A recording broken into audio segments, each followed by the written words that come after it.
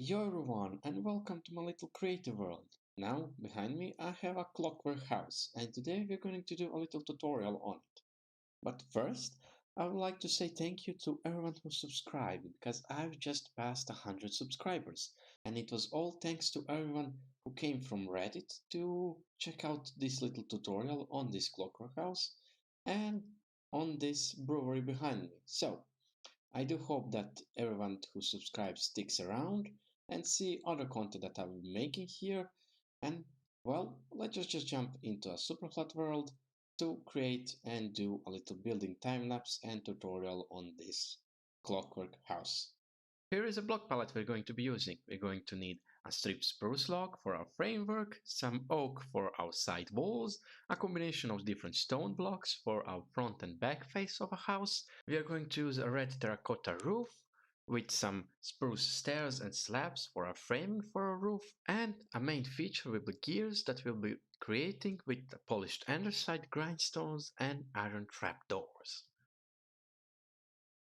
So we are going to start by creating our little framework. Now this framework is going to be 9 by 7 blocks and we are going to have on the sides a free wide gap, as you can see here, before putting 2 columns with a 1 wide gap. Now after that, as you can see, our frame is going to be 6 blocks tall, and when you're finished with creating those framework, you can put some barrels like so, and also add some trapdoors so it doesn't look as flat and boring.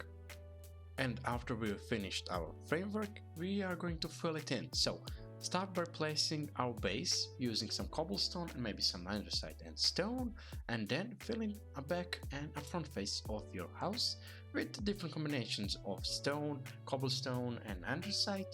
You can add a little bit of fence and a pot just to make it stand out a bit, and then add your clock right here using some spruce planks, spruce stairs, spruce trapdoors, some buttons and a birch fence.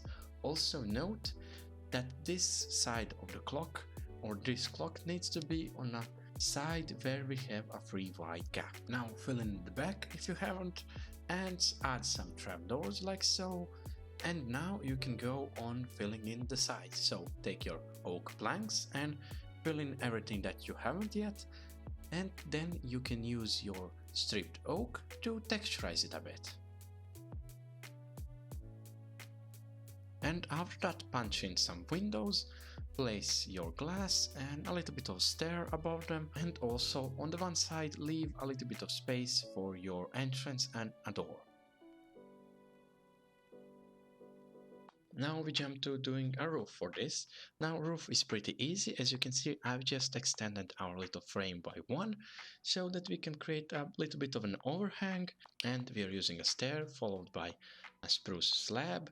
And after that we are just continuing normally with our stairs like so, and don't forget to put an open spruce fence below your first stair right next to our extended part of our frame. So as you can see here, I've messed up a bit, so before continuing your roof I would recommend extending the part where your gears will go so you know where your roof will end. So after that you can just fill in your little frame for the roof with some red terracotta, and you can texturize it with some concrete powder, but make sure to have some blocks below your terracotta so the concrete just doesn't fall down.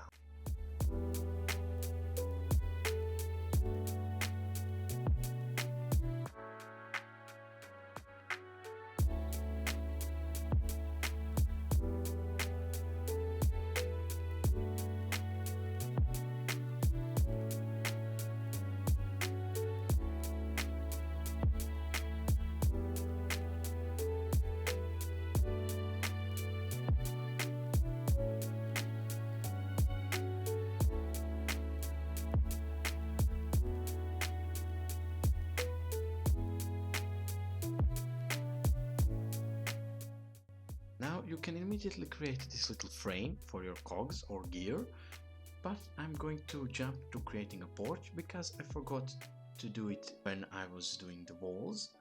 So as you can see, I've messed up a porch a bit because I don't know everything block by block, but as you can see, we've used combination of stairs and slab and to create a really nice slope for our roof of the porch.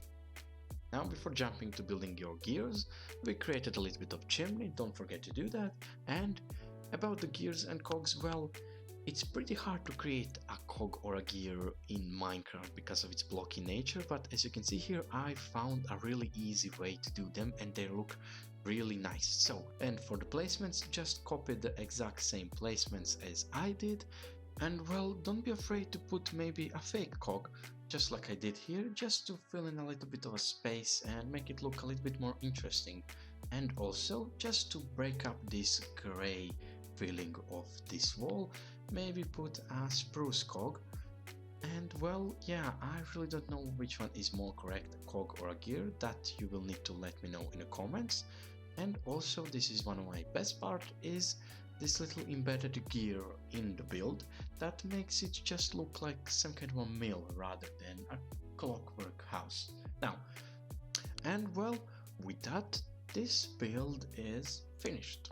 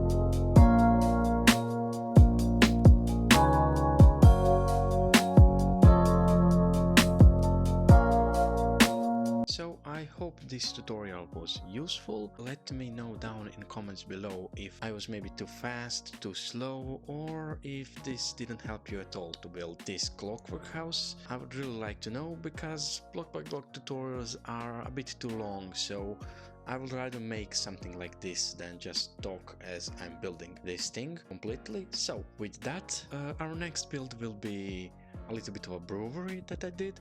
So look forward to that, and well, until then, goodbye.